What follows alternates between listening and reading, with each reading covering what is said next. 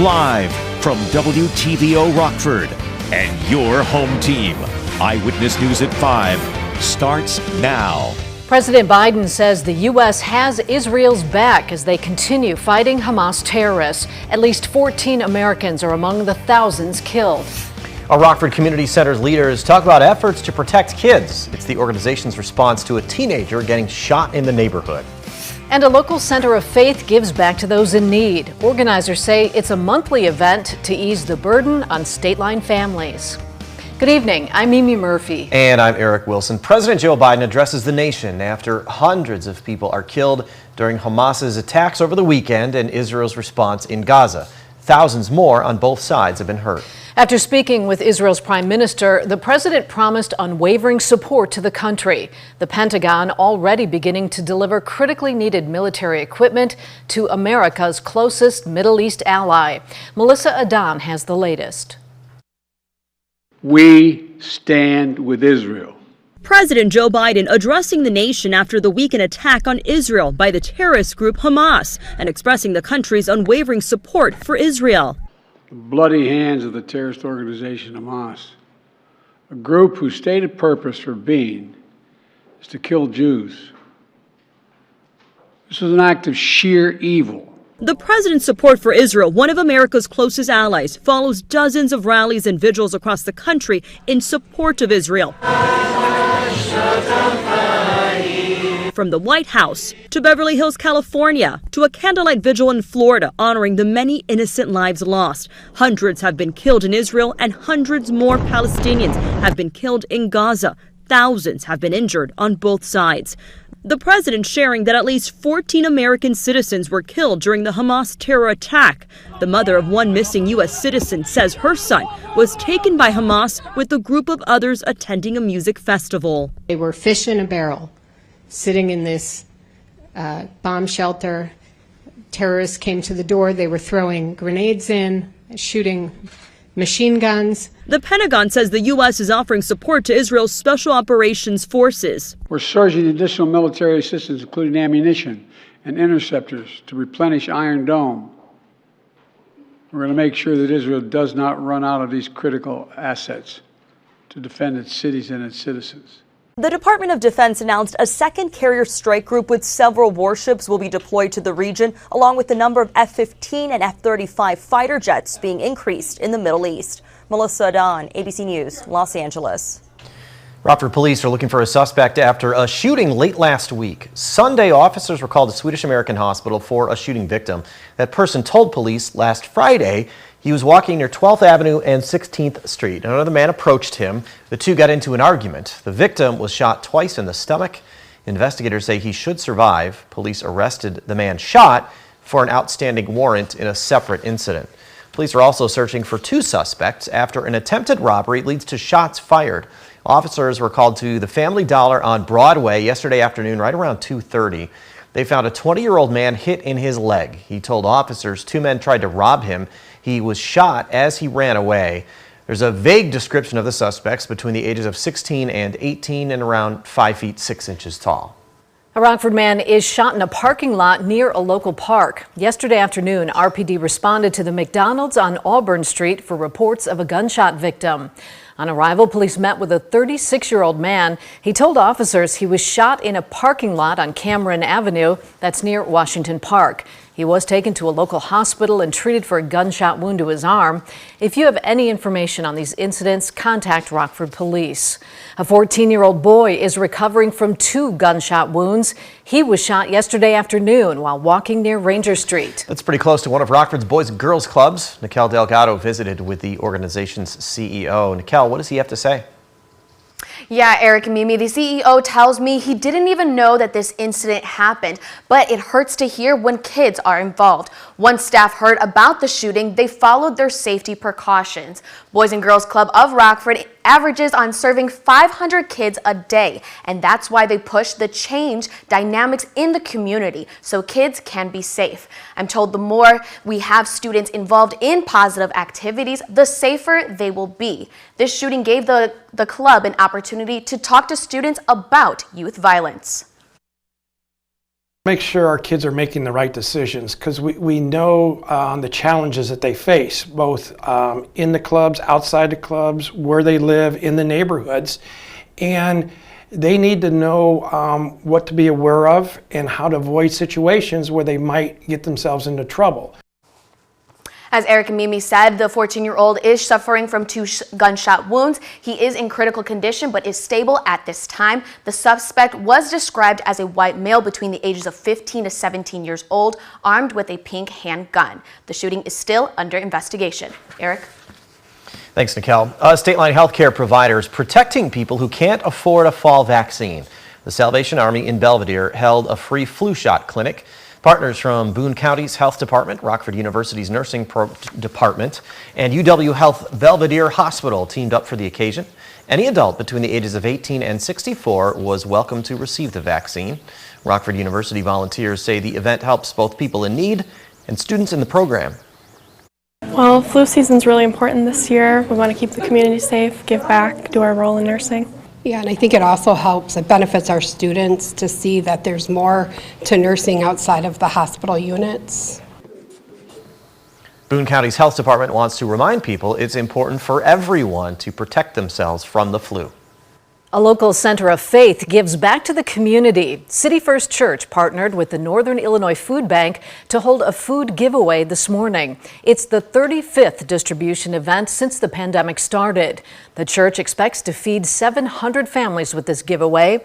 A pastor for City First says the event is to help out families in need once a month. We're just helping families that are in need. We know there's many that are having difficulties when it comes to finances and food. There's definitely food scarcity, and so as a church we want to help meet a need and bring hope, and so we like to provide once a month an opportunity for people to come and receive fresh groceries. Since April of 2020, more than 2 million pounds of food has been given away to State Line residents. Tomorrow, join us as we celebrate Hispanic heritage. Starting at 4:30, we'll highlight the Hispanic culture right here in the State Line. Catch the special edition of Eyewitness News at 4 Wednesday over on Fox 39. Next week is National Teen Driver Safety Week. Coming up, we'll hear from experts on the best ways for young people to stay safe on the road. Temperatures this morning got down below freezing in a couple of spots, but with the sunshine, we were able to gain quite some ground this afternoon. We broke that 60-degree mark, felt pretty nice out there. We may see a couple more 60-degree days, but it comes with more cloud cover and rain showers. I'll time that out for you in the forecast a little later. You're watching Eyewitness News, your home team with Eric Wilson, Mimi Murphy, Scott Lever, and Chief Meteorologist Candace King. Advocates believe teen driver safety is so vital, there's a whole week set aside to raise awareness and save lives. That's coming up in a few days, the 15th through the 21st. Our Drea Baroni spoke with an expert about the reasons behind youth-related crashes and how teens can better protect themselves. Drea? Yeah, Eric and Mimi, motor vehicle crashes are the leading cause of death for teens in the United States. I spoke to a representative from the National Road Safety Foundation. She told me why this is and some ways to promote safe driving. So because of the inexperience and because the lack of knowledge about the different dangers of texting and driving, drowsy driving, impaired driving, because of the lack of knowledge, they are not obeying the laws of the road. Nearly 25 teen drivers have been killed on Illinois roads since the beginning of 2023. Michelle Anderson, the director of operations at the National Road Safety Foundation, says distracted driving and speeding are 2 large factors that lead to fatalities. But if we're not educating them, it can definitely lead to death on the road. Anderson says the National Road Safety Foundation now has an increasing need to spread the message of cautious driving. Driver ed is becoming not even secondary, it's becoming a non-factor in schools across our country. They're leaving it up to commercial driving schools. But the thing about that is a lot of families cannot afford. The organization has partnered with youth advocacy groups that travel to schools across the nation to promote careful driving. But Anderson also encourages parents to have conversations with their teens about the important rules of the road. It's important that you be good role model by powering down, buckling your seatbelt, and doing all the things that you need to do in order to set the example of you being safe as well as your team driver. For more information on how to promote safe driving, go to mystateline.com. Eric, Mimi. Thanks, Drea. Our temperatures over the next couple of days look to stick around the 60-degree mark. Up next, we'll hear from Candace on the potential for rain ahead of the weekend.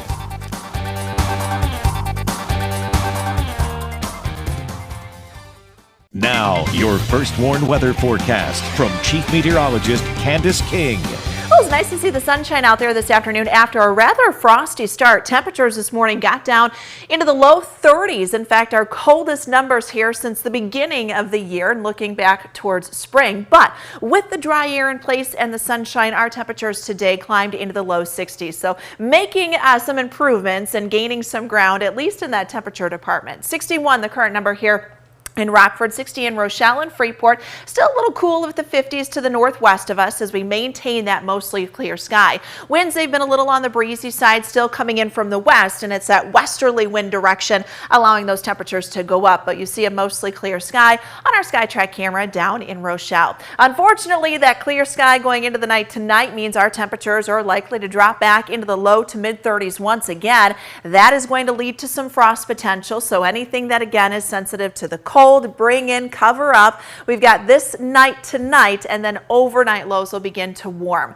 Frost advisory goes into effect late tonight for most of southern Wisconsin. Same thing here for northern Illinois, as those temperatures again will fall back into the low 30s. But similar to today, we are going to see those numbers climb into the low 60s. The difference between today and tomorrow, a little more cloud cover comes in by the afternoon. And there is a small chance by late afternoon we could have some showers around, but I think a better chance will come for some overnight Wednesday and then into Thursday. So things are nice and quiet as you've got some cloud cover to the north and east on the back edge of that low pressure system. High pressure is gradually working in, but it is brief. Our attention turns to what's developing well off to the northwest of us, off the Pacific Northwest coast. This deep low pressure system, you can see that counterclockwise spin. This is going to be a pretty significant fall storm system that moves across much of the country, impacting us in the days to come. So we get this low pressure system that develops on the lee side of the Rockies tomorrow afternoon and tomorrow evening. With the strengthening of that low, it draws up a lot of moisture, but also draws up a lot of warmth. The end result of that is a rather strong warm front that sits just to the south of us Wednesday and then into Thursday. So south of that, you've got very warm temperatures. North of that, numbers will be on the cooler side with a brisk easterly wind. Now, with this system, we're also pulling in a lot of moisture. So you get that moisture riding up over top of that warm front, and that is a recipe for some periods of some heavy rainfall along with a few elevated thunderstorms. So late Wednesday night going into Thursday, I think there could be some areas with some heavy rain. We're also going to see a pretty decent temperature difference from north to south. Notice numbers to the south in the mid 70s come Thursday afternoon. North of that, those numbers in the upper 50s coming close to that 60-degree mark. I think we get into the low 60s on Friday, but that could lead to some heavy rain and even some thunderstorm potential, especially during the first half of the day. So we're down into the low 30s here as we go through the night tonight. We'll see those temperatures climb a little for tomorrow. Some periods of some heavy rainfall, especially along the I-88 corridor, Wednesday into Thursday. Thursday, most of that gets pushed up to the north, but there are still going to be some showers and maybe a rumble of thunder. Thursday night, and then I think on Friday, that's our best potential for some heavier rainfall to come in, along with some thunderstorms we'll have to keep an eye on. Rainfall totals in some areas could be over an inch, and we'll have some wind-driven rain showers that'll continue with temperatures in the 50s for the weekend. Looks like a pretty active next few days. Thanks, Candace. Wisconsin next with sports. Connor Bedard is ready to make his NHL debut tonight for the Blackhawks. We'll get his thoughts about launching his career. And the Ice Hogs roster now looks ready for prime time with some stars from last season back on the team.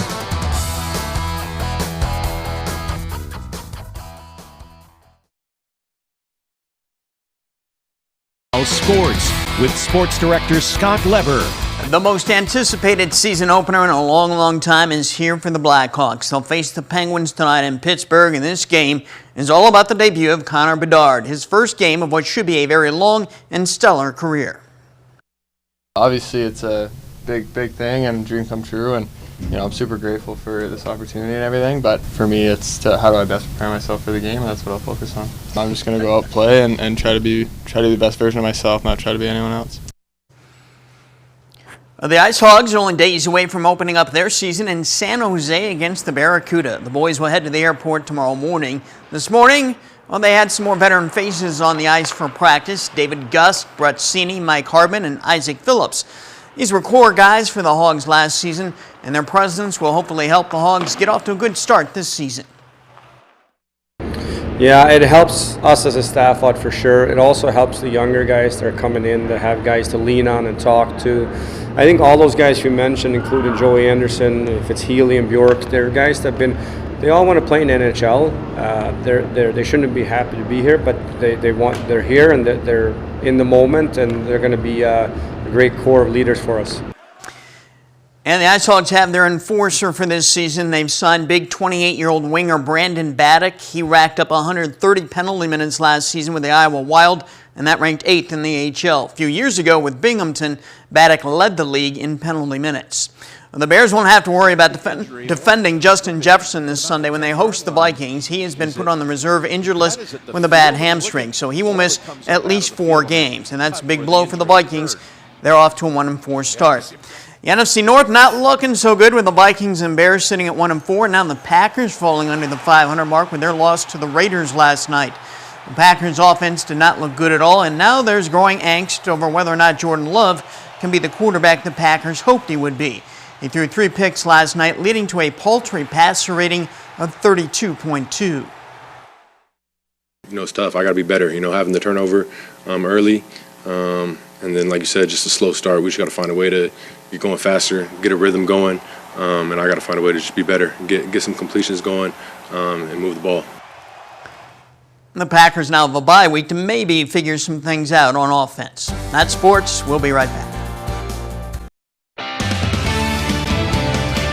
First Warning Interactive Radar brought to us by Rockford Auto Glass and More. Temperatures tonight down into the 30s. We've got another frost advisory that goes into effect. We'll see cloud cover gradually increase tomorrow. Rain showers move in by tomorrow evening. All right, thanks, Candace. Thank you for spending some time with us. Stay safe.